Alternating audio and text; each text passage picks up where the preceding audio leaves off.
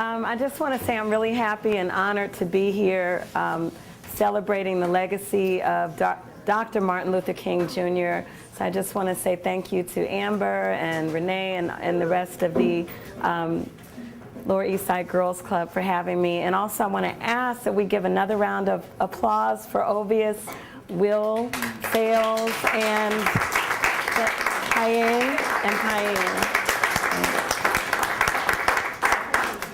I feel a lot of love in the room. This is my first time visiting, but it's clear to see this is definitely a community of people who really care about our world and our community at large, and the legacy, of course, that Dr. Martin Luther King left for us. And as I'm inspired by the words of Mr. Sales, I want to go ahead and start with this really short piece called Love Is.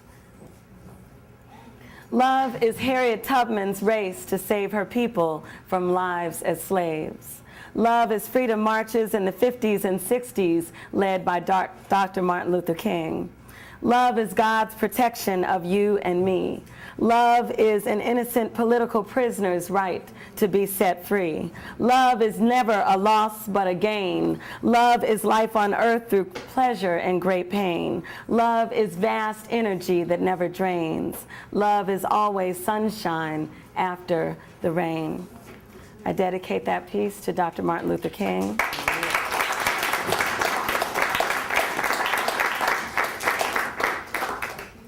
The next piece I'd like to share with you, I also am going to dedicate that to the legacy of King and to all of us who have journeyed through our lives and learned through experiences that were both painful and joy-filled.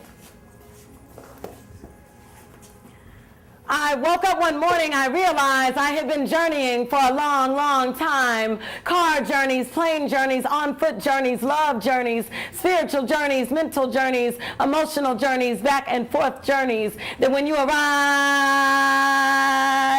to a place, you may not be there too long only to get something valuable that you came there for. My foreparents journeyed from Africa land to a new world, this journey called the Middle Passage, a frightful journey, a leaving the old journey, a history change forever of a people's journey. That when you arrive to a place, you may not be there too long only to get something valuable that you came there for.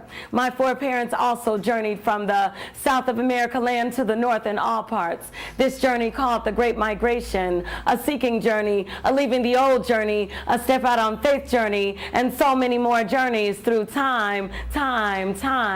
The value of journeys, peace maybe, freedom maybe, love maybe, forgiveness maybe, a new beginning maybe, something valuable that you came there for. Someone said to me the other day, why, isn't it amazing what too many journeys can do to the soul? And I replied, not so. Not if you were supposed to be journeying all the time. You see, journeys, they connect you to people, places, and events. They make you appreciate life journeys. Sojourner Truth journeyed, Harriet Tubman journeyed, Dr. Martin Luther King Jr. journeyed, Marcus Garvey journeyed, Assata Shakur journeyed, and so many journeys. Barack Obama has journeyed. We have all journeyed. So many more journeys through time. And I have also journeyed from the kingdom of heaven to my birth, from my mother's womb to the world and on through the flow of my life. The value of journeys are priceless. What are your journeys?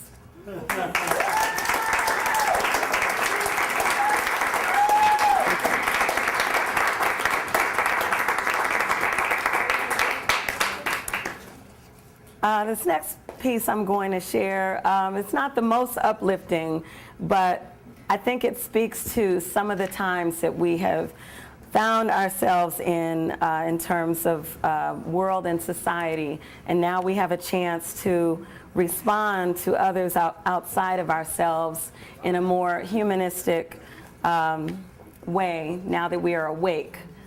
And the title of this poem is called Nightmare. This is a nightmare, the nightmare that never stops, and there are no heroes, only victims, victims, victims, victims, victims. Welcome to the Terror Dome. Welcome to the first day of the rest of your life when you lose your home, your babies, your job, and everything that made you feel secure, secure, secure. Mother Nature's waters washed it all away, and them jokers sitting up there in that White House didn't do half of what they should. And what about the prayers of Christians who pray on Sunday, and the Muslims who pray 5 times a day, and the Jews who pray on Saturday? Did anyone feel their prayers? And what about the babies who cannot pray for themselves? That's why the saying goes, God watches over babies and fools, so you know some of them politicians was covered too.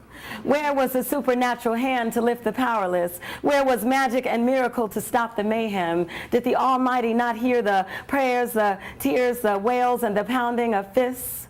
Why New Orleans, everyone asked. Was it the stench of liquor or the lure of sex? Was it the all-night jazz or the spirit of voodoo? Was it the natives or the tourists? Was it the class division or the division of race? Who called it down? Who made it happen? Hurricane, hurricane, hurricane. Watch how you treat your neighbor. Watch what you call yourself. If you get real greedy, you just might lose your wealth. Race is just a marking. It don't tell your worth. If you laugh real hard, you just might heal your hurt. And what do we learn from all of this? That we Americans are not invincible, that no one cares about the poor, the elderly, the sick, that the world is coming to an end, or maybe this is the beginning of the next civil rights era. And if we learn that, do you know which of our civil rights were violated? I remember like it was yesterday. The raising of the water, the climbing on top of roofs, the tree branches and bodies floating in the river that used to be my street. I remember the voices of the military men, cold and mean, saying, "Get back, or we're going to have to shoot," when we wanted to leave that dome filled with fear, that dome filled with stench and death and crying and hopelessness and lack, and those suckers called them us, we, my people, called us, we, my people, looters and gangbangers and robbers and refugees and the forsaken and the lost, made us feel worthless, made us feel like we hadn't been torn up from the inside out yet, made us feel so not American.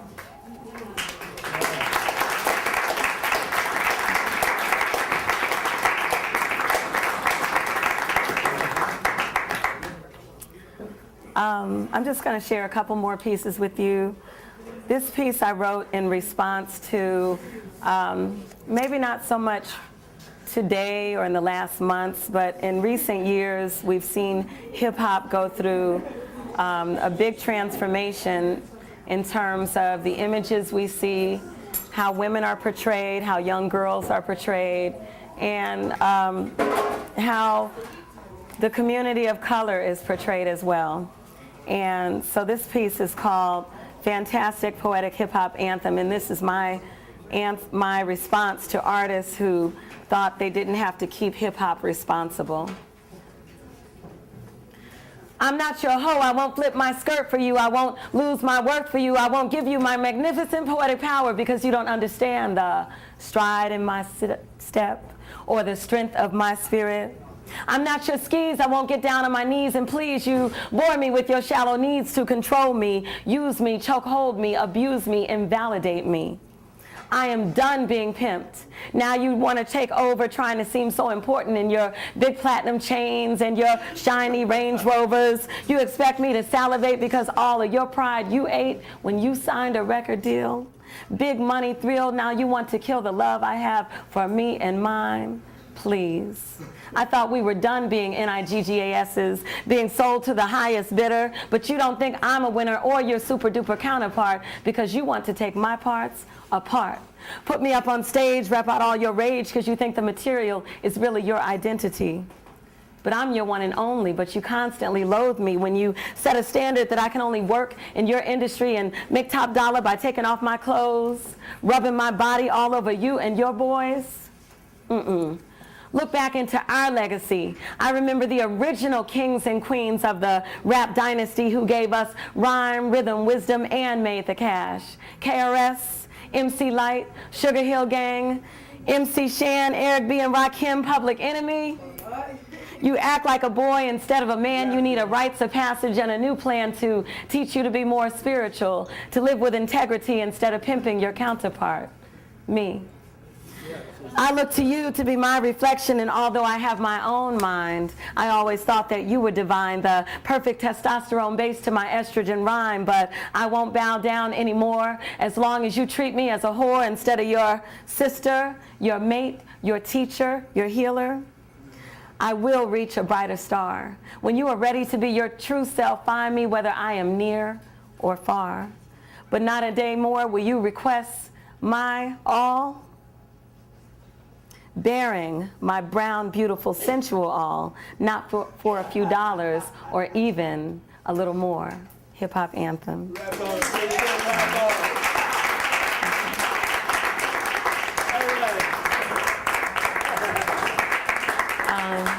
This last piece I'm going to do is in honor of the Lower East Side Girls Club and all people who work on behalf of the goodness and future of young girls. And this is called Us Creative Women.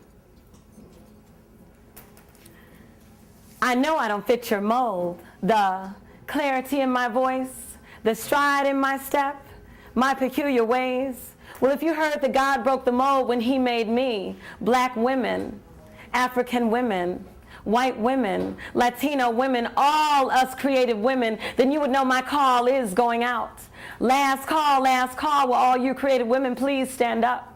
Will all you women singing from the depths of your souls, you women painters and sculptors and producers and writers and dancers, carving out a new world, calling all you women who carry the swords of truth and courage, who carry the swords and legacies of an ancestral past. An ancestral past? Did someone say an ancestral past? Teach, my sister. You see, we walk carrying the strengths and traditions of our foreparents. They step loudly so that we may step softly and still be heard. Yes, still be heard. Calling you women to shine, round up men, women, and children to preach and teach about life, love, and survival. Calling you women to stir up your souls and wear the illustrious crowns of griot woman, queen mother, revered woman, legendary woman, showing the world who we are, who I am. You see, I lace the world with poetry like Sonia Sanchez. I sprinkle the world with color like Lois Mailou Jones. I give the world dance like Pearl Primus or Katherine Dunham. And I dance, sing, twirl like Debbie Allen, showing the world who we are, passing down our heritage, our traditions, our songs. Let live the voices, let live the love, let live the dreams, let live the hands, let live the eyes, let live the souls, let live the feet. Band together, calling all you creative women to band together, calling all you creative women to band together. I said calling all the creators, creative women to band together, rejuvenate and heal us all. Thank you.